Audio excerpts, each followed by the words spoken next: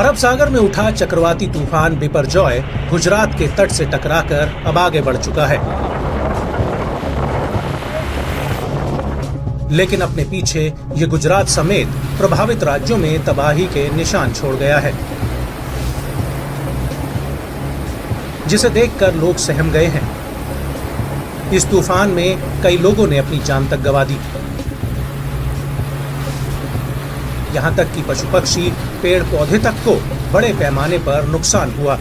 लेकिन इस तूफान से जुड़ी कई ऐसी बातें हैं जो आपको पता नहीं होंगी। सबसे पहली बात, मौसम विभाग ने बिपरजॉय को बेहद ही गंभीर चक्रवाती तूफान बताया है।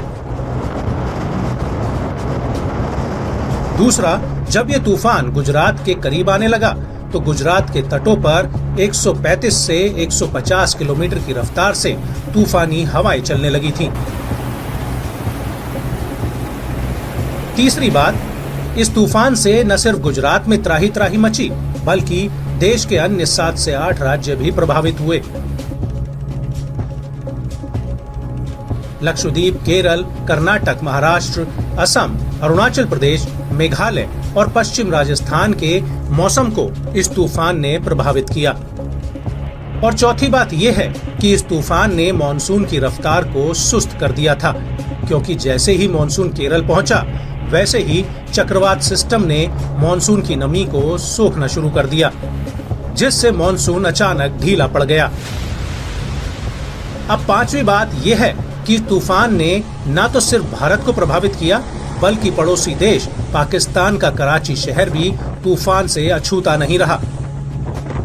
पाकिस्तान में भी तूफान ने बड़े पैमाने पर नुकसान किया है।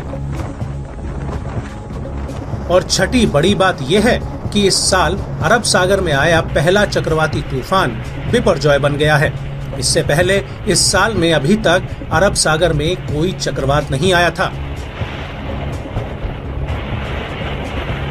सातवीं बात यह है कि बिपरजॉय जिस अरब सागर से उठा था, उस अरब सागर में बेहद कम चक्रवाती तूफान आते हैं। अरब सागर के मुकाबले बंगाल की खाड़ी में ज्यादा चक्रवाती तूफान आते हैं। और आठवीं बात यह है कि साल 1979 से लेकर 2022 तक अरब सागर में 11 चक्रवात आ चुके हैं। 2007 से 2022 के बीच अरब सागर में 6 चक्रवात आए हैं। इसके अलावा बिपरजॉय से गुजरात में करीब 1000 गांवों की बत्ती गुल हो गई और तूफान के प्रचंड रूप से 800 से ज्यादा पेड़ गिर गए हैं।